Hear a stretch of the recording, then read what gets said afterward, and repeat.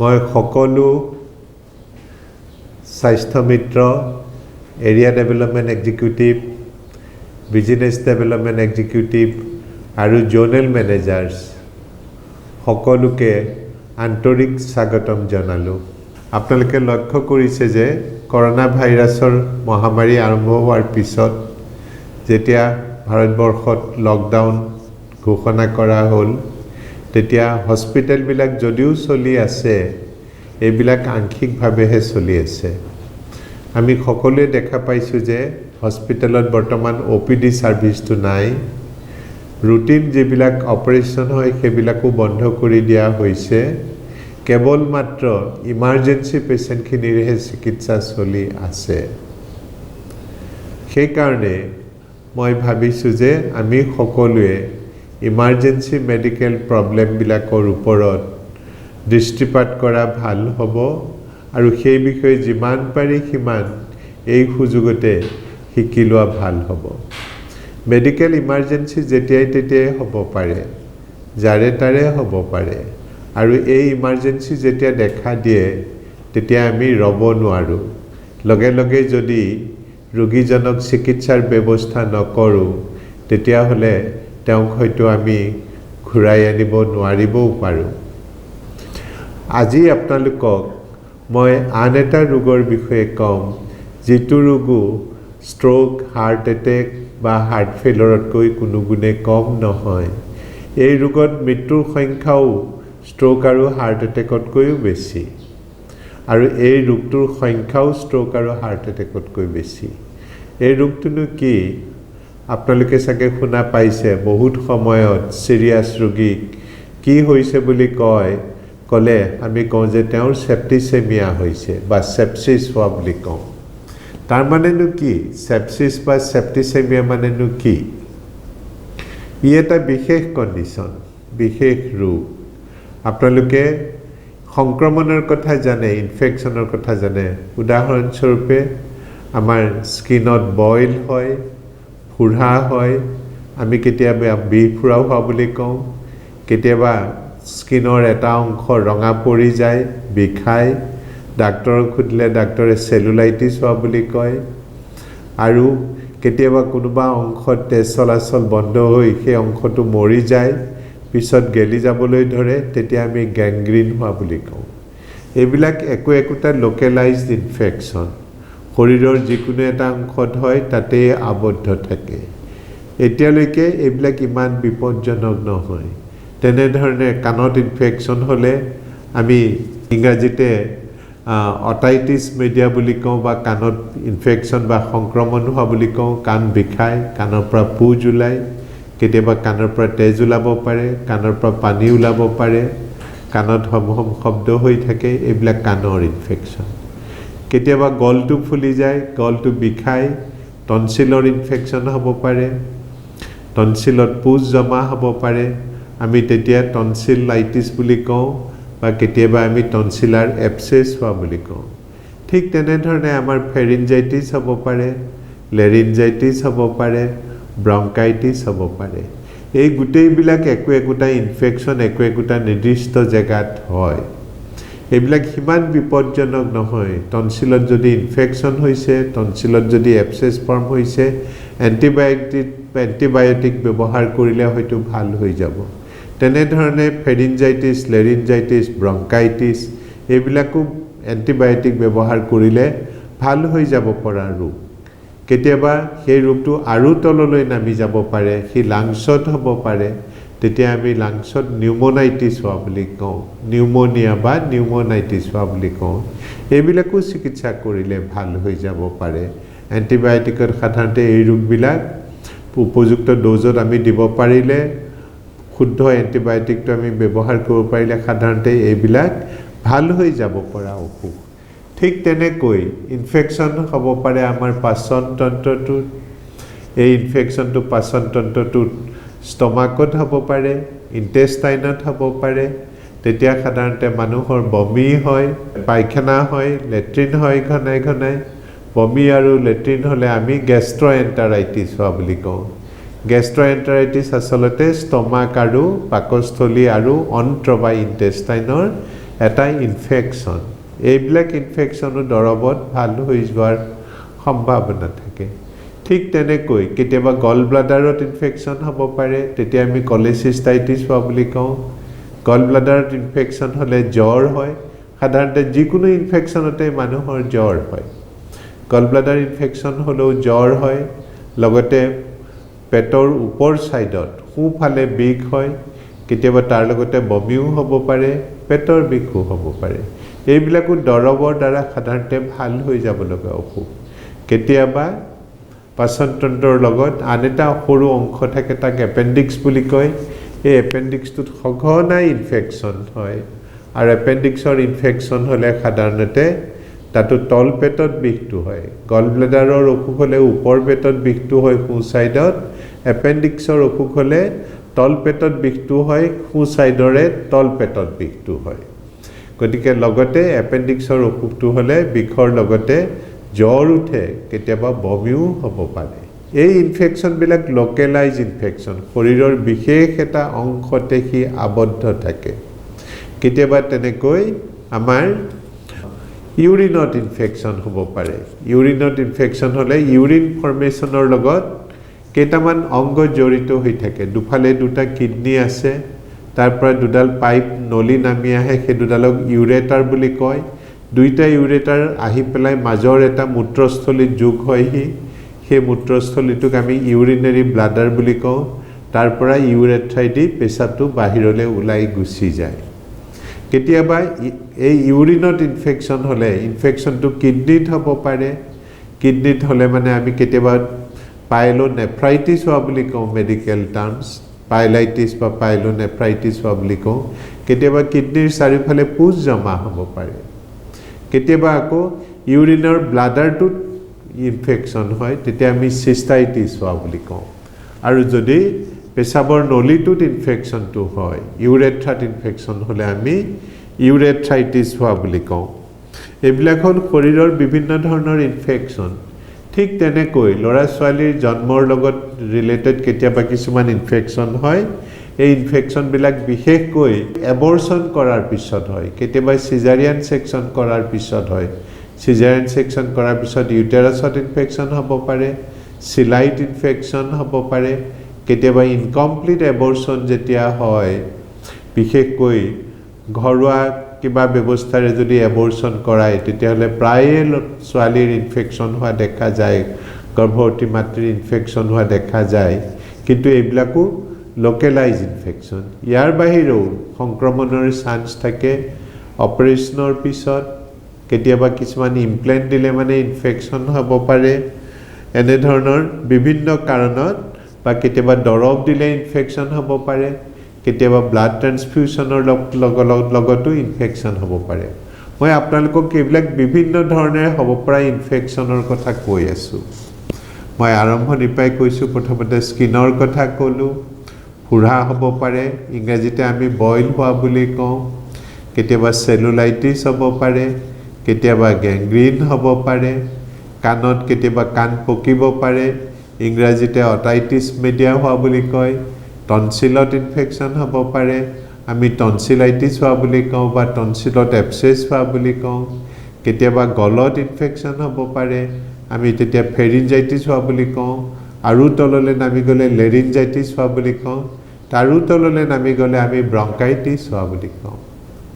আৰু একেবাৰে তলত নামি লাংছ পাই গ'লে আমি নিউমনিয়া হোৱা বুলি কওঁ বা নিউমনাইটিছ হোৱা বুলি কয় এইবিলাক বেলেগ বেলেগ ধৰণৰ ইনফেকশ্যন মই হাৰ্টৰ কথা কোৱা নাছিলোঁ হাৰ্টৰ এখন আৱৰণি থাকে পেৰিকাৰ্ডিয়াম তাতো ইনফেকশ্যন হ'ব পাৰে তেতিয়া আমি পেৰিকাৰ্ডাইটিছ হোৱা বুলি কওঁ ইভেন হাৰ্টতো ইনফেকশ্যন হ'ব পাৰে হাৰ্টত ইনফেকশ্যন হ'লে আমি সাব একিউট বেক্টেৰিয়েল এণ্ডোকাৰ্ডাইটিছ হোৱা বুলি কওঁ এইবিলাক হ'ল হাৰ্টত হোৱা ইনফেকশ্যন আৰু মই পাচনতন্ত্ৰত হোৱা ইনফেকশ্যনৰ কথা কৈছিলোঁ আপোনালোকক মই কৈছিলোঁ যে ষ্টমাকত হ'ব পাৰে ইণ্টেষ্টাইনত হ'ব পাৰে দুই ঠাইতে একেলগে হ'লে আমি গেষ্ট্ৰ'এণ্টাৰাইটিছ বুলি কওঁ কমন নাম প্ৰায় মানুহে কয় কি হৈছে বোলে গেষ্ট্ৰ'এণ্টাৰাইটিছ হৈছে গেষ্ট্ৰ'এণ্টাৰাইটিছ হ'লে মানে সাধাৰণতে শৌচ আৰু বমি হয় গল ব্লাডাৰৰ ইনফেকশ্যন হ'লে আমি কলেচিষ্টাইটিছ হোৱা বুলি কওঁ তেতিয়া পেটৰ সোঁ ছাইডত ওপৰ পেটত বিষ হয়, লগতে জ্বৰ হয়, কেতিয়াবা বমি হয়, কেতিয়াবা এপেণ্ডিক্সত ইনফেকশ্যন হ'ব পাৰে। এপেণ্ডিক্সত ইনফেকশ্যন হ'লে মানে আমি এপেণ্ডিচাইটিছ হোৱা বুলি কওঁ। তেতিয়া আকৌ পেটৰ সোঁ চাইডেই বিষটো হয়, কিন্তু এইবাৰ তল পেটত বিষটো হয়, লগত জ্বৰ হ'ব পাৰে, বমি হ'ব পাৰে। মই ইউৰিনৰ ইনফেকশ্যনৰ কথা কৈছোঁ যে কিডনিৰ দুটাত ইনফেকশ্যন হ'ব পাৰে, কিডনিৰ চাৰিওফালে পুজ জমা হ'ব পাৰে, আপোনাৰ পেচাবৰ মূত্ৰস্থলীত ইনফেকশ্যন হ'ব পাৰে, আমি চিষ্টাইটিছ হোৱা বুলি কওঁ। তাৰ তলত ইউৰেথ্ৰাত ইনফেকশ্যন হ'ব পাৰে, আমি তেতিয়া ইউৰেথ্ৰাইটিছ হোৱা বুলি কওঁ। মতা মানুহৰ প্ৰষ্টেট গ্লেণ্ড এটা আছে, প্ৰষ্টেটটোত ইনফেকশ্যন হ'ব পাৰে, তেতিয়া আমি প্ৰষ্টেটাইটিছ হোৱা বুলি কওঁ। মাইকী মানুহৰ জৰায়ুত ইনফেকশ্যন হ'ব পাৰে, আমি তেতিয়া মেট্ৰাইটিছ হোৱা বুলি কওঁ। অভাৰীত ইনফেকশ্যন হ'ব পাৰে, ফেলোপিয়ান টিউব দুটাত ইনফেকশ্যন হ'ব পাৰে, সন্তান প্ৰসৱৰ সময়ত ইনফেকশ্যন হ'ব পাৰে, কেতিয়াবা এবৰ্চন কৰাৰ পিছত ইনফেকশ্যন হয়, কেতিয়াবা চিজাৰিয়ান ডেলিভাৰী কৰাৰ পিছত ইনফেকশ্যন হয়, কেতিয়াবা অপাৰেশ্যন কৰাৰ পিছত ইনফেকশ্যন হ'ব পাৰে, কেতিয়াবা ইমপ্লেণ্ট দিয়াৰ পিছত ইনফেকশ্যন হ'ব পাৰে, কেতিয়াবা কিছুমান মেডিচিন ইনজেকশ্যন কৰাৰ পিছত ইনফেকশ্যন হ'ব পাৰে। এইবিলাক বিভিন্ন ধৰণৰ ইনফেকশ্যন। এই ইনফেকশ্যনবিলাক যদিও চিন্তাজনক হয়, তথাপিতো প্ৰায়বিলাক ইনফেকশ্যনেই আমি এণ্টিবায়'টিকৰ সহায়ত ট্ৰিটমেণ্ট কৰি আমি নিয়ন্ত্ৰণত আনিব পাৰোঁ। কিন্তু কেতিয়াবা ইনফেকশ্যন নিয়ন্ত্ৰণৰ বাহিৰলৈ গুচি যায়, তেতিয়াই চিন্তাৰ কথা হয়। বাহিৰলৈ গুচি যায় মানে এতিয়ালৈকে ইনফেকশ্যনটো লোকেলাইজড হৈ একোটা অংগত সি এফেক্ট কৰিছে। যেতিয়া এই ইনফেকশ্যনবিলাক কৰা অৰ্গেনিজিম কিছুমান থাকে, বেমাৰৰ বীজাণু থাকে, এই বীজাণুবিলাক বিভিন্ন ধৰণৰ সাধাৰণতে বেক্টেৰিয়াৰ পৰা হয়। এই বেক্টেৰিয়াবিলাকৰ বিভিন্ন নাম আছে, কিছুমানক ষ্টেফাইল'ককাছ বুলি কয়, কিছুমানক ষ্ট্ৰেপ্ট'ককাছ বুলি কয়, কিছুমানক এস্কেৰিচিয়া কলাই বুলি কয়, এনেধৰণে কিছুমানক নাইচেৰিয়া বুলি কয়। এইবিলাক মেডিকেল টাৰ্ম, এইবিলাক বেলেগ বেলেগ নাম আছে। এই বীজাণুবিলাকে এই বিভিন্ন ইনফেকশ্যনবিলাক কৰে। কিন্তু এনেধৰণৰ লোকেলাইজ ইনফেকশ্যন হোৱা কিছুমান মানুহ, তেওঁলোকৰ যদি আৰু কিছুমান লগত কোমৰবিড কণ্ডিশ্যন থাকে বা লগত অন্য কিছুমান ৰোগ থাকে, যেনে যদি মানুহজনৰ ডায়েবেটিছ আছে, যদি তেওঁ ইতিমধ্যে বিভিন্ন ধৰণৰ ৰোগ ব্যাধি হৈ দুৰ্বল হৈ আছিলে, বা তেওঁ যদি বহুদিন ধৰি বিচনাত পৰি আছে, বা তেওঁ যদি ক্ৰনিক লিভাৰ ডিজিজত ভুগি আছে। ক্ৰনিক লিভাৰ ডিজিজ মানেনো কোনবিলাক? আমাৰ দেশত গাঁৱে ভূঞে বহুত মদ খোৱা মানুহ পাওঁ। এই মানুহবিলাকে বহুদিন মদ খোৱাৰ পিছত লিভাৰটো নষ্ট হৈ যায়, লিভাৰটোৱে ভালকৈ কাম কৰিব নোৱাৰে। গতিকে লিভাৰটোৱে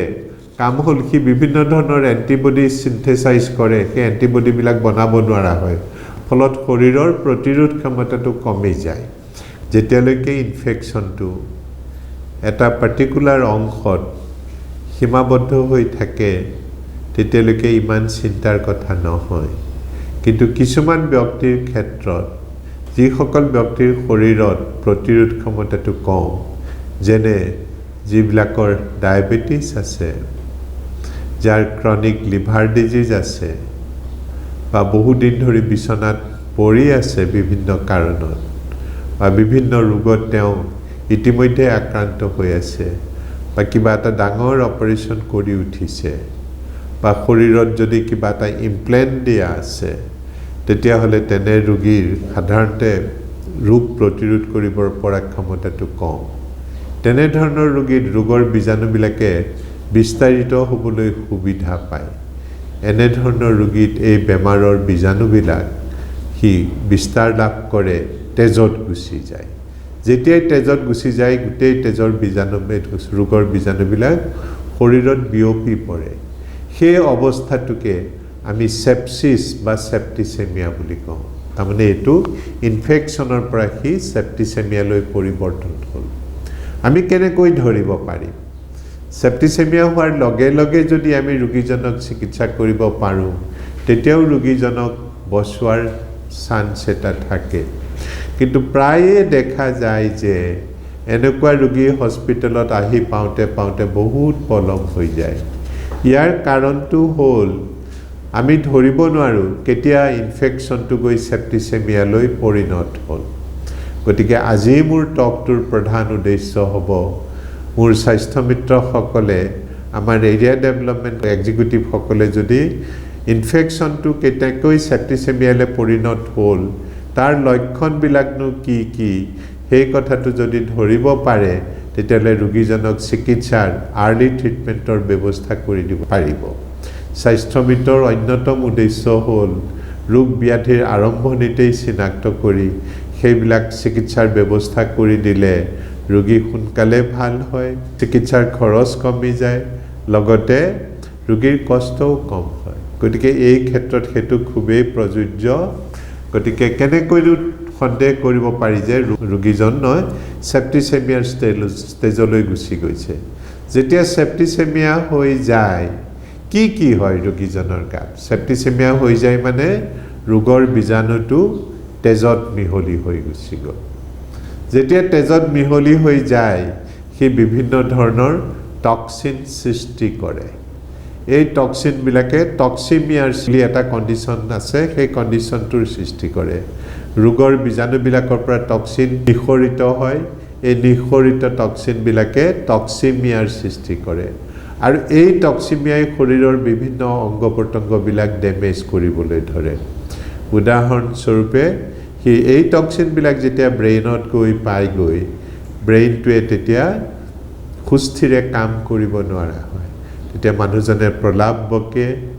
কনফিউজন হয় তেওঁক অজ্ঞানো হৈ যাব পাৰে কেতিয়াবা তেওঁৰ ফিটো হ'ব পাৰে এইখিনি হ'ল টক্সিমিয়াৰ গতিকে টনচিল হৈ থকা মানুহ এজনৰ বইল হৈ থকা মানুহ এজনৰ নিউমোনাইটিছ হৈ থকা মানুহ এজনৰ এপেণ্ডিক্স বা গল ব্লাডাৰত ইনফেকশ্যন হোৱা মানুহ এজনে হঠাতে যদি প্ৰলাপ বকিবলৈ আৰম্ভ কৰে হঠাতে যদি তেওঁ কনফিউজড হৈ যায় মানুহ চিনি নোপোৱা হয় দিন ৰাতি সময়ৰ প্ৰভেদ তেওঁ ধৰিব নোৱাৰা হয় বা মেক্সিমাম সময় তেওঁ শুই থাকিবলৈ বিচাৰে তেতিয়াই সন্দেহ কৰিব লাগে যে মানুহজনৰ সেপ্টিসেমিয়া হ'ব পাৰে 2 নম্বৰ কথা সি হাৰ্টত এফেক্ট কৰে এই টক্সিনবিলাকে হাৰ্টত এফেক্ট কৰি হাৰ্টটো দুৰ্বল কৰি পেলায় হাৰ্টটো দুৰ্বল কৰি পেলালে ই যিটো প্ৰতিটো স্পন্দনত যে তেজৰ চলাচলটো স্পন্দনৰ দ্বাৰা যে তেজৰ চলাচলটো মেইনটেইন কৰে আমি হেতুৱে এবাৰ হাৰ্টটো সংকুচন হ'লে কিছু পৰিমাণৰ ব্লাড হাৰ্টৰ পৰা বাহিৰলৈ ওলাই আহে সেইটোক আমি কাৰ্ডিয়াক আউটপুট বুলি কওঁ কাৰ্ডিয়াক আউটপুটটো কমি যায় ইয়াৰ ফলত টক্সিমিয়া সেই সেপ্টিসেমিয়া হোৱা ৰোগী এজনৰ আন এটা লক্ষণ হ'ল তেওঁৰ ব্লাড প্ৰেছাৰটো ফল কৰিবলৈ ধৰে নামি আহিবলৈ ধৰে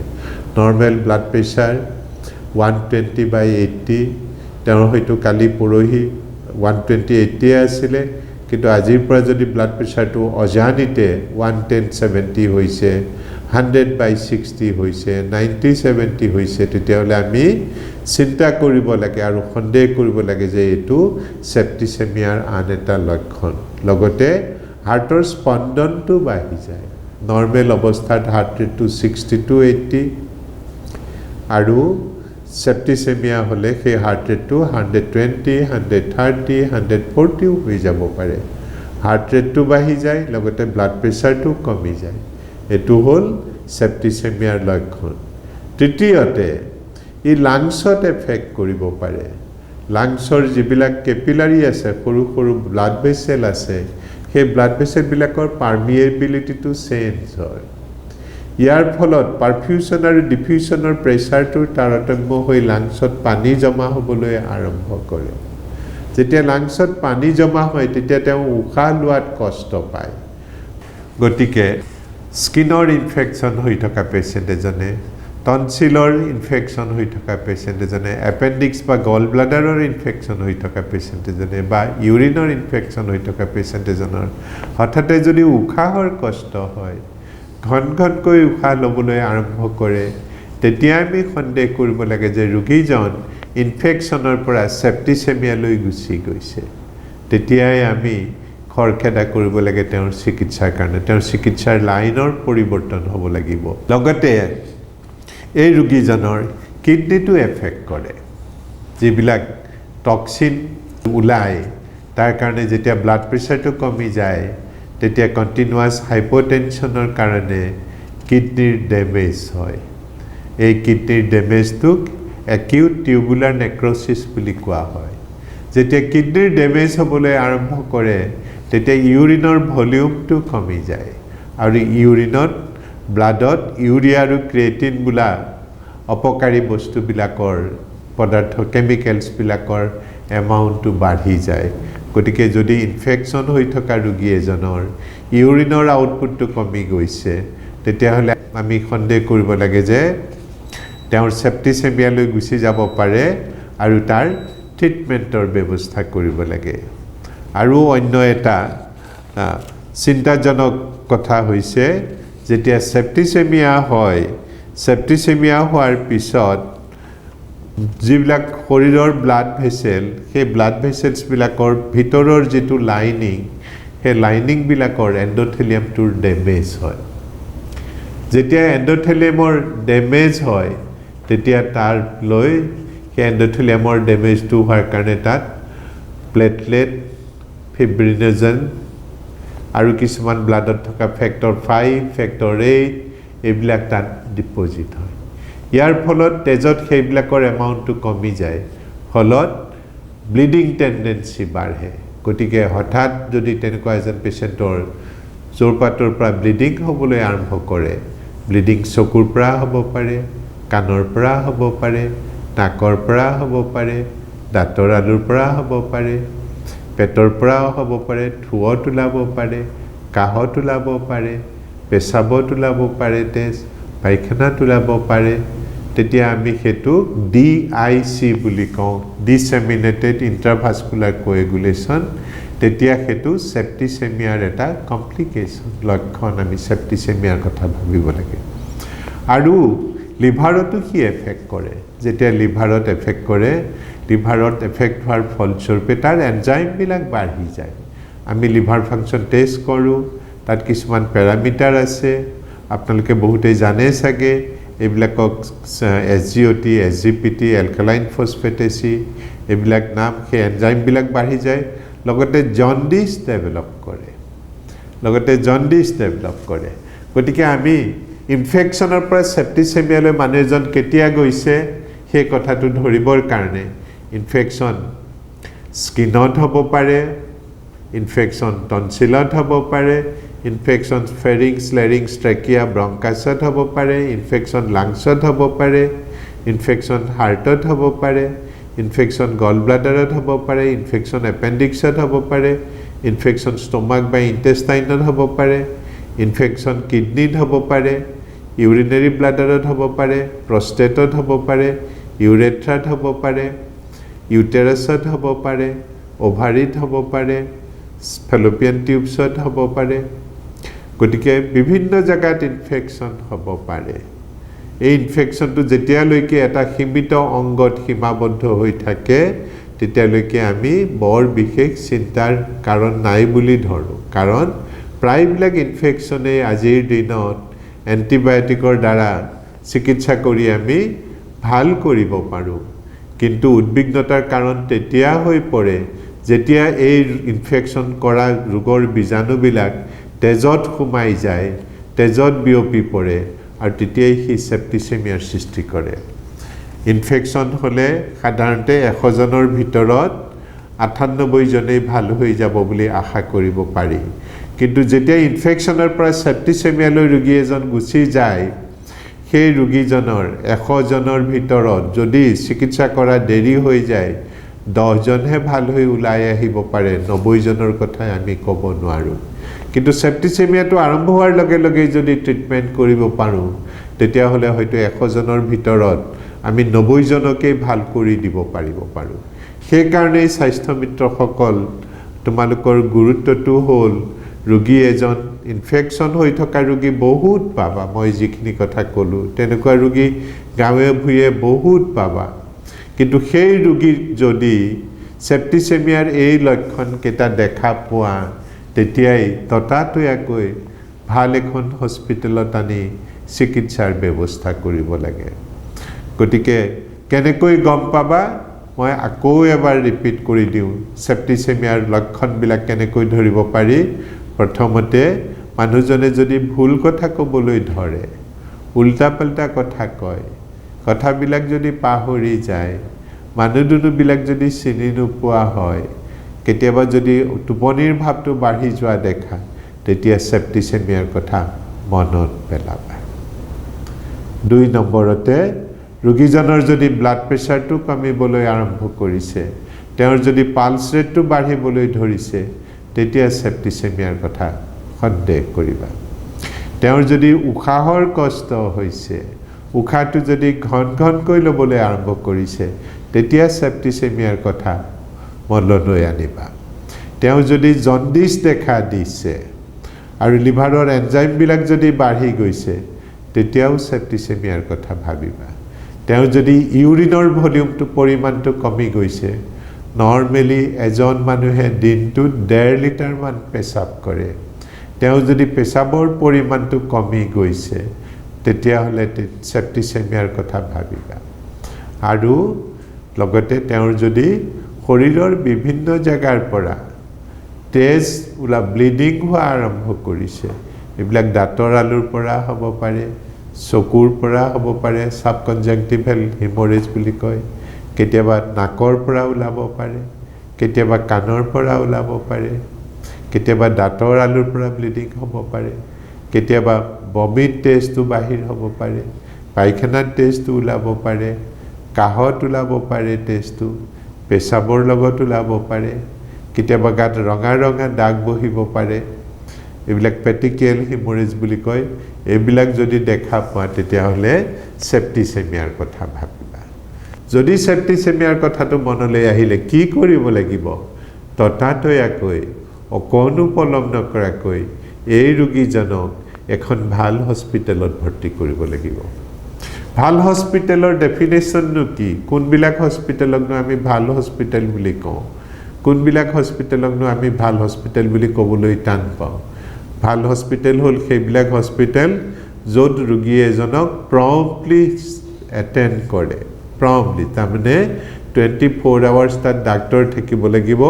ডাক্তৰসকল সংবেদনশীল হ'ব লাগিব, নাৰ্ছখিনি সংবেদনশীল হ'ব লাগিব, তেওঁলোক ৰোগী যোৱাৰ লগে লগে এক মুহূৰ্তও পলম নকৰি ৰোগীজন এটেণ্ড কৰিব লাগিব। 2 নম্বৰ, সেই ৰোগীজনক তেওঁলোকে যিখিনি কৰে বিজ্ঞানসন্মত ট্ৰিটমেণ্ট কৰিব লাগিব, তাৰমানে চিকিৎসা কৰাৰ বাহিৰেও সেই হস্পিটেলখনত এটা শিকাৰ পৰিৱেশ লাগিব। কাৰণ ডক্তৰ হ'ল আজীৱন ছাত্ৰ, তেওঁলোকে পাছ কৰিবৰ কাৰণে যিখিনি কথা পঢ়ি আহিলে সেইখিনিয়ে ৰোগীক চিকিৎসা কৰিবৰ কাৰণে যথেষ্ট নহয়। বিজ্ঞানৰ চিকিৎসাৰ ধ্যান ধাৰণাবিলাক সদায় পৰিৱৰ্তন হৈ থাকে, আৰু এই পৰিৱৰ্তনবিলাকৰ লগত খোজ মিলাই ৰোগীক সঠিক চিকিৎসা দিবৰ কাৰণে চিকিৎসক এজনে পঢ়া শুনা কৰি থাকিব লাগে নিয়মীয়াকৈ। যিখন হস্পিটেলত যিসকল ডক্তৰৰ নিয়মীয়াকৈ পঢ়া শুনা কৰাৰ অভ্যাস নাই বা শিকা মেলাৰ পৰিৱেশ এটা নাথাকে, সেই হস্পিটেলবিলাকত ডক্তৰৰ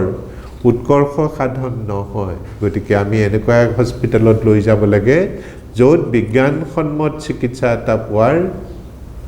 আমাৰ আস্থাটো থাকে, তেনেকুৱা হস্পিটেলত লৈ যাব লাগে। 3 নম্বৰ হ'ল ভাল হস্পিটেলৰ মই ডেফিনেশ্যন কৈছোঁ এম্পাথি। এম্পাথি মানে কি? প্ৰতিখন হস্পিটেলৰ ডক্তৰ, নাৰ্ছ আৰু অন্যান্য কৰ্মচাৰীয়ে এই কথাটো অনুভৱ কৰিব লাগে ৰোগীজন আৰু ৰোগীৰ পৰিয়ালে কেনে পৰিস্থিতিৰ মাজেৰে পাৰ কৰিব লাগিছে। গতিকে ৰোগী এজন যেতিয়া মাজনিশা হস্পিটেললৈ লৈ আনে, সেই পৰিয়ালটোৰ আৰ্থিক আৰু মানসিক অৱস্থাটো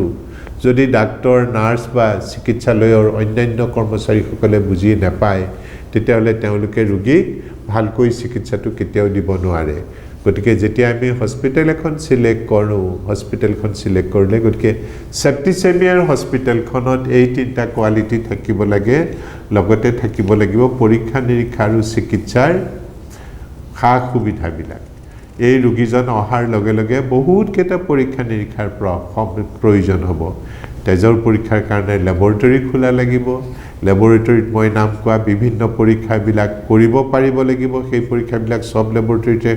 কৰাটো সম্ভৱ নহয়, হয়তো CT স্কেনৰ দৰকাৰ হ'ব, MRI দৰকাৰ হ'ব পাৰে গতিকে সেইবিলাক সুবিধা তাত থাকিব লাগিব এই ৰোগীজনক যতে ততে আমি চিকিৎসা কৰিব নোৱাৰিম তেওঁক ইন্টেনসিভ কেয়াৰ ইউনিটত ভৰ্তি কৰিব লাগিব গতিকে তাত ইন্টেনসিভ কেয়াৰ ইউনিটৰ ব্যৱস্থা থাকিব লাগিব অকল ICU থাকিলেই নহব তাত ভাল ভেন্টিলেটৰো লাগিব কাৰণ ৰোগীজনৰ যিকোনো মুহূৰ্ততে উশাহটো বন্ধ হৈ যাব পাৰে যিকোনো মুহূৰ্ততে হাৰ্টটো ষ্টপ হৈ যাব পাৰে গতিকে কাৰ্ডিয়াক মনিটৰ ভেন্টিলেটৰ এইবিলাকৰ গোটেই ব্যৱস্থাবিলাক লাগিব তেতিয়াহে তেওঁক চিকিৎসা কৰিব পৰা যাব লগতে সেই হস্পিটেলখনত মাল্টিপল স্পেশালিটিৰ ডক্টৰ থাকিব লাগিব যাক আমি মাল্টি স্পেশালিটি হস্পিটেল বুলি কওঁ কিনো মাল্টিপল স্পেশালিটিৰ ডক্টৰ থাকিব লাগিব তাত থাকিব লাগিব ইন্টেনসিভিষ্ট মানে এইবিলাক বিশেষজ্ঞ ডক্টৰ যি ইন্টেনসিভ কেয়াৰ ইউনিটৰ ৰোগীক চিকিৎসা কৰাত বিশেষভাৱে প্ৰশিক্ষিত ইন্টেনসিভিষ্ট থাকিব লাগিব তাত মেডিকেল স্পেশালিষ্টৰ দৰকাৰ হ'ব তাত অন্য বিভিন্ন ইনফেকশনটো যদি গাইনিৰ পৰা আহিছে গাইনোকলজিৰ ডক্টৰ লাগিব ইনফেকশনটো যদি কিডনিৰ পৰা আহিছে তাত কিডনিৰ বিশেষজ্ঞ লাগিব ইনফেকশনটো যদি ব্ৰেইন বা নাৰ্ভৰ পৰা হৈছে তেতিয়ালে তাত ব্ৰেইন বা নাৰ্ভৰ বিশেষজ্ঞ লাগিব ইনফেকশনটো যদি হাৰ্টৰ পৰা আহিছে তেতিয়ালে তাত হাৰ্টৰ বিশেষজ্ঞ লাগিব ইনফেকশনটো যদি পেটৰ পৰা আহিছে তেতিয়ালে সাৰ্জনক দৰকাৰ হ'ব ইনফেকশনটো যদি স্কিনৰ পৰা আহিছে তাত মেডিসিন সাৰ্জাৰি বা স্কিনৰ ডক্টৰৰ দৰকাৰ হ'ব ইনফেকশনটো যদি কাণৰ পৰা আহিছে তেতিয়ালে আকৌ ENT ডক্টৰৰ দৰকাৰ হ'ব গতিকে এনে ধৰণে বিভিন্ন স্পেশালিটিৰ মাল্টিপল স্পেশালিটিৰ চিকিৎসকসকলে য'ত একেলগে কাম কৰে তেনেকুৱা হস্পিটেলতহে সেপ্টিসেমিয়াৰ পেশেন্ট ট্ৰিটমেন্ট কৰিব পাৰি সৌভাগ্যবশতঃ GNRCৰ দৰে হস্পিটেল বিলাকত এই সকলোখিনি সুবিধা আছে ইন্টেনসিভ কেয়াৰ ইউনিট আছে সুসজ্জিত ল্যাবৰেটৰী আছে এই ল্যাবৰেটৰী বিলাক NABL accredited লগতে হস্পিটেল বিলাক NABH accredited হস্পিটেল ইয়াত বিভিন্ন স্পেশালিটিৰ ডক্টৰ থাকে সকলো ডক্টৰ লগ লাগি এই ৰোগীসকলক চিকিৎসা কৰিব পাৰে অকল সেইটোৱে নহয় এনে ধৰণৰ ৰোগীক চিকিৎসা কৰিবৰ কাৰণে তেওঁলোকৰ যদি আয়ুষ্মান ভাৰত তাৰমানে PMJAY কাৰ্ডখন আছে বা তেওঁলোকৰ যদি অটল অমৃত কাৰ্ডখন আছে তেতিয়ালে এই কাৰ্ডখনৰ জুৰত এই সেপ্টিসেমিয়া বোলা অসুখটো নগদ ধন নিদিয়াকৈ ৰোগী এজনে চিকিৎসা ল'ব পাৰিব